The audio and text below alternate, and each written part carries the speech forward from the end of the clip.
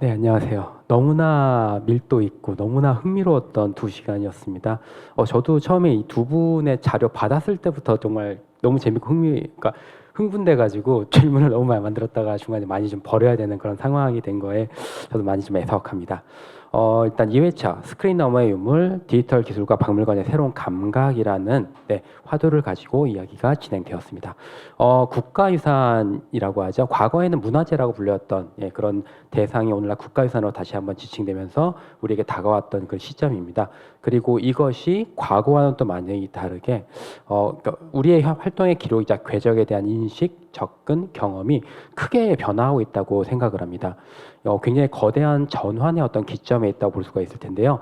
이런 거대한 전환에 대해서 각기 다른 2개의 전문적 렌즈 또는 관점을 통해서 입체적으로 지금 현 상황과 어떤 국가유산 자체에 대해서 그걸 조망하는 그런 기회였다고 생각을 합니다. 이런 국가유산을 대하고 다루며 연결하는 중요한 활동을 하시는 분이 바로 이 2분이라고 그렇게 소개를 드릴 수가 있을 것 같습니다. 일단 국립중앙박물관 김진경 학예연구사님 같은 경우는 디지털 기술을 통해서 관람객의 경험을 재창조하고 기관의 정체성을 어떻게 보면 정렬하는 큐레이터의 관점을 제시를 해주셨습니다. 유산에 기반해서 디지털 콘텐츠가 어떻게 만들어지는지, 그리고 그게 전시와 설치물로 이렇게 안착되는 과정에 대해서 굉장히 흥미롭고 우리가 다른 일상의 어떤 상황에서 들을 수 없는 그런 얘기들이 굉장히 적극적으로 이렇게 소통이 되었던 것 같습니다. 그리고 국립공주대학교 조용호 교수님 같은 경우는 3D 스캐닝부터 시작해서 AI 시뮬레이션에 이르기까지 어떤 보이지 않는 가치를 시각화해서 우리에게 감각하게 만들고, 그리고 손상된 유물을 복원하는 보존 과학자이자 기술 전문가로서의 관점을 심도 있게 보여주셨습니다. 헤리티지 콘텐츠를 다루고 제작하는 과정과 그 의미에 대해서 매우 흥미롭고 굉장히 어떻게 보면은 우리에게 명쾌하게 전달될 수 있는 그런 이야기를 진행해 주셨다고 생각해 볼 수 있겠습니다. 이렇게 2분 중요한 전문가로서 자리해 주신 것, 좋은 말씀, 그리고 중요한 정보 공유해 주신 것에 대해서 다시 한번 박수로 환영 부탁드리겠습니다. 맨 먼저 일단은 우리가 이야기를 시작하기 전에 현상에 대해서 얘기를 하는 게 좋을 것 같아요. 저 영화계 업계 분들 만나면서 굉장히 좀 신기했고 동시에 끄덕이 되는 말을 들은 게 좀 기억이 납니다. 영화관의 경쟁자는 보통 우리가 생각할 때 당연히 우리는 뭐 넷플릭스라든지 뭐 디즈니 플러스 같은 것들, OTT 플랫폼이 경쟁자라고 생각을 하는데 그게 아니라는 거예요. 요즘 관련자들이 굉장히 좀 위협적으로 또는 굉장히 무겁게 바라보고 있는 영화관의 경쟁자가 바로 박물관이라는 얘기를 듣고 그래서 굉장히 좀 놀라웠었거든요. 근데 한편으로 계속 곱씹으면 생각하는 게 끄덕여지는 게 그런 디지털 세계, 디지털 콘텐츠에 대한 사람들의 경험 자체는 거의 대부분 일상에 우리에게 너무나 뻔한 스크린 혹은 고가라는 경험을 하게 되는데 영화관은 그것과 차별하기 위해서 그 자리, 그 장소, 그 시간에 갔을 때만 얻을 수 있는 우리 오감에 관련된 경험을 강조를 하고 있잖아요. 근데 지금 말씀드린 이 내용들 하나하나 따져보면은 바로 똑같이 매칭되는 곳이 바로 박물관, 미술관이란 그런 곳일 것 같아요. 그러다 보니까 이 박물관이라는 어떤 대상, 그리고 박물관에서 보여지는 국가유산이라는 콘텐츠 자체가 우리에게 굉장히 다르게 더 밀도 있고 더 무게가 있으며 더 흥미진진하게 다가오는 그런 상황들 자체가 부각될 수밖에 없는 게 하나의 어떤 관점입니다.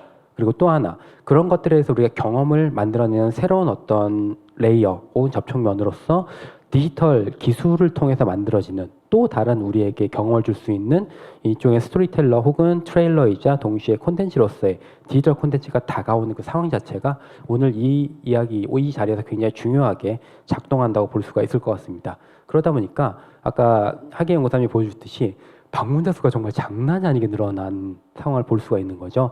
저도 작년인가 기사 보면서 굉장히 놀랐는데 국립중앙박물관 관람자 수가 세계 6위라는 거예요. 근데 그 6위가 대단하네 싶은데 위에 따져보면 이게 너무 장난이 아닌 거예요. 대형 박물관, 영국 박물관이라 불리는 곳, 바티칸, 메트로폴리탄, 루브르, 테이트 모던, 오르세. 그러니까 누구나 꼭 가보고 싶어하는 세계에서 손꼽는 것 바로 다음인 거예요. 다시 얘기하면은 아시아에서 우리 국립박물관이 가장 많은 관람객을 가지고 있다. 이렇게 많이 사람들이 간다고? 자연스럽게 그 영화관에 비교되면서 오히려 영화관은 엄청나게 지금 다운되고 있고 지금 100만 관객 확보하는 영화 자체가 점점 사라지고 있어요. 근데 반대로 지금 8월달 뉴스 보니까 400만 명 넘었다고 하더라고요. 8월달에 400만 명. 그러니까 작년 통계로 아마 세계 1위 박물관 이 관람자 수가 800만이었던 걸로 기억하거든요. 근데 8월에 벌써 400만이라는 것 자체가 얼마나 많은 사람들이 국립중앙박물관에 관심을 가지는지, 박물관이라는 어떤 장소와 그 박물관에 놓여 있는 문화유산 그리고 연관된 콘텐츠에 얼마나 많이 관심을 갖고 있는지에 대해서 우리는 봐야만 하는 그 상황에 놓여 있다라고 또 한번 정리를 할 수가 있을 것 같습니다. 결국 오늘 나눈 그 이야기에서 그 제가 좀 화두를 던졌던 그 내용과 연결시켜서 유산이라는 어떤 대상 그리고 유산을 연결하는 또 다른 접촉면의 콘텐츠에 대해서 그 의미를 탐색하는 게 그 어느 때보다 중요한 시점이라고 정리를 할 수 있을 것 같습니다. 그런 유산과의 연결에 대해서 더 깊이, 더 새롭게, 더 다양하게 경험을 만들어 나갈 수 있는 방법으로서 디지털 기술, 그리고 디지털 기술과 그로 인해서 나오게 되는 콘텐츠에 대해서 우리는 굉장히 주의 있게 바라보는 그 시점이 되었습니다. 그리고 또 한 가지 재미있는 거는 디지털 콘텐츠는 결국은 원본인 유산에 기반해서 나오는 어떻게 보면 파생된 무언가잖아요. 근데 그 파생된 무언가 자체에 대한 관점도 굉장히 달라지는 상황에 대해서도 이해가 연결될 수 있을 것 같습니다. 종속된 파생적 의미라기보다는 경험을 만들고 관계하기 위한 동등한 대상으로서 디지털 콘텐츠가 우리가 다가오고 있다라는 이야기에도 연결이 될 수 있을 것 같습니다. 시간이 좀 많이 없어서 제가 디지털에 대한 화두를 좀 얘기하려고 했는데 그거는 좀 건너뛰고 이제 두 분에 대한 질문으로 넘어가 보도록 하겠습니다. 일단은 김진경 학예사님께 처음 좀 질문을 드리고 싶은데요. 학예사님께서 발표했던 화두로 디지털이 박물관과 관람객을 바꾸었다라고 일단 어떻게 보면 선언을 하고 시작을 하시겠습니다. 여기서 바뀌었다라는 동사의 가장 본질적인 의미가 무엇인지에 대한 말씀을 좀 듣고 싶었어요. 박물관이 바뀌었다. 그리고 관람객이 바뀌었다. 우리의 인식도 바뀌었지라고 느끼는데 그거에 대한 구체적인 구술이나 서술에 대해서는 좀 막연해요. 근데 그거에 대해서 일단 박물관 주체 일원으로서의 학예 연구사님 말씀을 좀 듣고 싶었습니다. 네, 엄청 어려운 질문을 많이 주셨는데, 그 중에 제일 어려운 질문을 남겨주신 것 같습니다. 그리고 영화관의 경쟁자가 저희라는 것은 굉장히 충격적이네요. 그것도 감사합니다. 제가 디지털 기술이 박물관과 관람객을 바꿨다라고 얘기를 한 건 제가 지금 박물관에 들어온 지 벌써 14년, 15년 차입니다. 예전에 박물관에 오신 분들은 정말 그냥 들어오셔서 리플릿을 짚고 전시실에 들어가셔서 전시를 처음부터 패널을 하나 읽으면서 유물을 보고 나오셔서 그냥 가셨어요. 그냥 전시를 보고 가셨습니다. 근데 지금의 관람객들은 들어와서 내가 볼 곳이 정해져 있어요. 정해져 있고 그걸 이미 디지털로 다 찾아보고 오셨고 또 디지털로 다 기록을 남기십니다. 그래서 내가 학예사들이 만들어 놓은 전시를 그냥 관람하는 게 아니라 내가 박물관을 실제로 경험하고 박물관의 주체가 돼서 관람을 한다라는 느낌을 확실히 받고 있습니다. 특히 디지털이라는 게 예전에는 특별전이나 이런 데 가면 작은 모니터에 디지털은 항상 사용이 됐어요. 그리고 그 모니터가 점점 커졌을 때 되게 많은 분들이 걱정을 한 게 진품과 디지털이 같이 있으면 디지털이 눈에 확 띄잖아요. 그러면 진품이 죽겠지. 디지털은 전시를 방해하는 거야 라고. 그래서 디지털은 전시의 보조로만 역할을 해야 돼라는 게 예전의 전통적인 관점이었습니다. 그래서 저희가 2019년에 2020년에 저 프로젝트를 할 때는 그렇다면 전시 공간과 디지털의 공간을 완전히 분리하자. 그래서 저희 디지털 공간의 특징을 보시면 전시실 안에 있는 것 같지만 전시실과 완전히 분리되어 있습니다.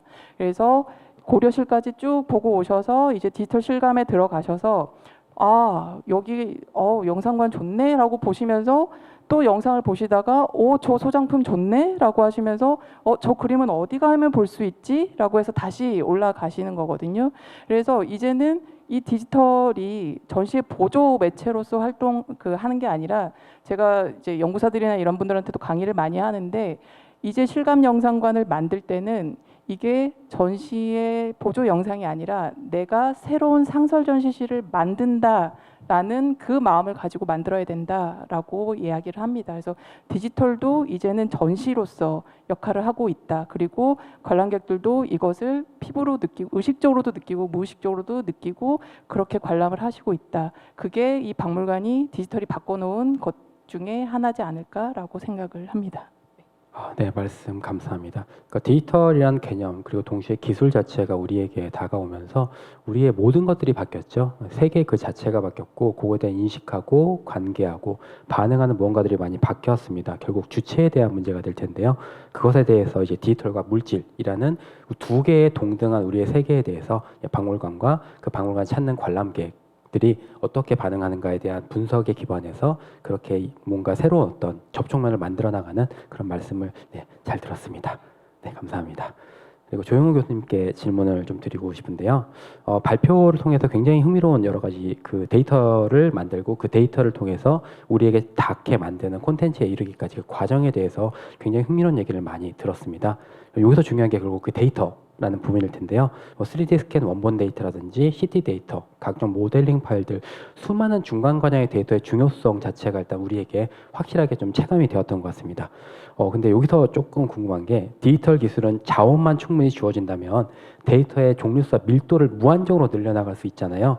그렇다면 이런 관점에서 아카이브가 어렵다 말씀도 같이 연결됐는데 이런 데이터를 생성하고 그것들을 관리하고 다뤄 나가는 과정 역시 이거는 모두의 숙제라고 말씀을 하셨지만은 그럼에도 불구하고 이제 교수님께서 가지고 계시는 어떤 그 가능성 그 자체와 실현 지점에 대한 부분에 대해서 조금 의견 부탁드리겠습니다. 네, 좋은 질문 감사합니다. 지금 대한민국이든 전 세계든 예를 들면 우리나라 국보 보물이 있잖아요. 그런 것처럼 국가에서 지정유산을 이렇게 지정하거든요. 그 디지털 헤리티지, 국보 디지털 헤리티지 이런 거 들어보신 적 없잖아요. 이 가장 큰 이유 중에 하나가 우리가 그 디지털 데이터에 대한 가치를 객관화하지 못했다라는 거예요. 만약에 우리가 어떤 유산이 있으면 그 유산을 국보로 등록하고 싶으면 유산 설명서를 써야 되거든요. 유산이 얼마나 가치 있고 어떤 관련된 자료들이 있고 이 모든 걸 써서 그걸 심사를 받아서 해야 되는데 지금 아까 말씀드린 것처럼 이 데이터를 설명할 수 있는 데이터가 기본적으로 좀 많이 부재하다. 그래서 제가 그 강조를 계속 말씀을 드렸던 거고요. 결국 그러면 우리가 앞으로 첫 번째 전략은 뭐냐면 데이터의 가치를 주는, 결국 우리가 아카이브라는 것은 반드시 가치를 통해서 넘어가는 겁니다. 이 세상에 누적된 거를 다 저장한다고 해서 아카이브가 아닙니다. 그냥 저장이죠. 근데 그걸 정리할 때가 있잖아요. 그 정리할 때부터가 아카이브입니다. 그때 정리할 때 우리는 가치를 넣거든요. 결국 우리가 그렇게 먼저 정리를 할 필요가 있다. 그 두 번째로는 우리가 데이터를 어떻게 하면 되냐. 저희 연구실 같은 건 이렇게 합니다. 데이터가 들어오면 원시 데이터라는 게 들어오고요. 그 원시 데이터는 애초에 취득된 데이터죠. 그러니까 숫자죠, 숫자. 그리고 두 번째로는 그걸 후처리 데이터. 그리고 그거를 최적화한 데이터. 그리고 그거를 에셋이든 뭐 웹이든 어디에 쓸 수도 활용 데이터. 이런 단계별 데이터를 만듭니다. 이 단계별 데이터를 만들어서 박물관에서 원치 않아도 저는 그렇게 줍니다. 왜냐하면 이 자체가 나중에 분명히 의미 있게 쓸 수가 있기 때문에. 그래서 그런 정도의 전략들을 가지고 우리가 데이터를 좀 관리하고 아카이브 할 필요가 있다라는 겁니다. 아마 이것은 영상 촬영하시는 영상 감독님이 더 잘하실 것 같아요. 이 느낌은. 저는 분명히 느낄 거라 생각하거든요. 이 많은 무수히 있는 저 로우 데이터를 다 어떻게 할 것이며 그걸 편집한 데이터는 또 어떻게 할 것이며 이건 똑같은 맥락이거든요. 그래서 그런 부분들에 대해서 앞으로 저희는 그런 숙제, 진짜 숙제입니다. 그래서 저도 노력할 거고 이게 뭐 5년 걸지 10년 걸지 모르겠지만 그런 게 제일 필요하고 저는 앞으로 박물관 전시관도 우리가 계속 트렌디한 이런 전시를 새로 교체하는 것도 중요한데 그러면 교체된 옛날 자료는 어떻게 할까요? 라는 숙제. 우리는 결국 아카이브된 콘텐츠를 서비스할 수 있는 전시관도 필요하거나 그거를 뭘 할 수 있는 플랫폼도 필요하다는 얘기예요.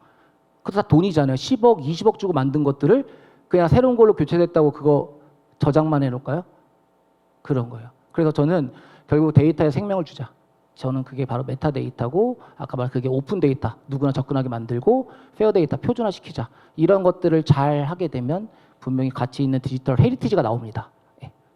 네, 오늘날 데이터에 대한 얘기 엄청나게 많이 나오고 있잖아요. 데이터를 확보하기에는 기업 자체의 가치가 정말 천장부지로 치솟고 있고, 뭐 빅데이터라는 얘기, 그리고 데이터 노동이라는 얘기까지도 한때 화제가 됐을 만큼 데이터에 대한 관심이 굉장히 치솟고 있고 그만큼 중요하게 취득되고 있는 상황입니다. 이런 데이터 가치에 대한 책정에 대한 기준이라든지, 그리고 단계별 데이터를 만들어 나가는, 그리고 공유에 대한 방법까지 어떤 가치에 대한 부분에 대한 표준, 그리고 관리, 나아가서 생애 주기에 이르는 이런 다양한 어떤 숙제에 대한 교수님만의 어떤 관점, 그리고 매우 중요하게 공유될 그런 정보를 잘 들었습니다. 저도 계속 사심을 채우고 싶긴 한데 시간이 너무 없다 보니까 이건 제가 개인적으로 교수님과 그리고 학예연구사님과 인터뷰를 해야 될 것 같아요. 그렇게 넘어가고, 시간이 진짜 이제 너무 아쉬워서 끝내기 좀 너무 아쉬운데, 그럼에도 불구하고 이제 마무리를 해야 될 것 같습니다. 두 분의 말씀 진심으로 너무 감사드립니다. 두 분은 각기 전문 분야에서 활동하시면서 각자의 관점에서 풀어난 얘기였지만 분명히 그 사이에 공유한 지점들이 여러분들께 느껴지셨을 것 같습니다. 우리는 경험에 대해서 새로운 지평, 그런 레이어에 대해서 우리는 좀 많은 얘기를 좀 나눴습니다. 창의적인 재해석이라든지 과학적 진정성, 이거는 어디까지나 그러니까 상대적이죠. 엄밀하게 얘기해서는 그러니까 엄밀한 유산에 기반한 연계 활동이지만은 각기 상대적으로 다른 두 개의 축들이 모두가 중요하게 작동하고 있는 이 현실과 이 상황에 대해서 말씀을 잘 해주셨던 것 같습니다. 어떻게 연결하며, 우리에게 연결하며 이해하고 하는지에 대한 굉장히 짧은 시간이었을지언정 깊은 이해와 공감대를 불러일으킬 수 있었던 그런 시간이었던 것 같습니다. 유물과 사람의 마음을 잇는 여러 가지 방법들이 있을 거예요. 그중에서 좀 강조됐던 거는 어떻게 보면 기술에 대해서, 이 온기 어린 기술에 대해서, 그리고 과거와 미래를 잇는 그 기술에 대한 정직함, 그리고 그 관점이 얼마나 중요한지에 대해서 공유할 수 있었던 그런 시간인 것 같습니다. 우리의 굉장히 중요한 문화유산, 그리고 이에 접촉하고 경험한 사람들의 관점과 미래가 이러한 조그만 이야기들을 시작으로 사람들의 생각들이 이어지고 결국은 미래가 달라질 수 있지 않을까, 이런 생각도 같이 해봤습니다. 그 무거운 책임감을 안고 현장에서 그리고 학계에서 활동하고 고군분투하고 계시는 이 두 분께 응원의 박수를 다시 한번 좀 부탁드리겠습니다. 네, 귀한 시간을 내주신 연산위원과 청룡 여러분 다시 한번 대단히 감사드리며 오늘 이야기 이렇게 마무리하도록 하겠습니다. 감사합니다. 감사합니다.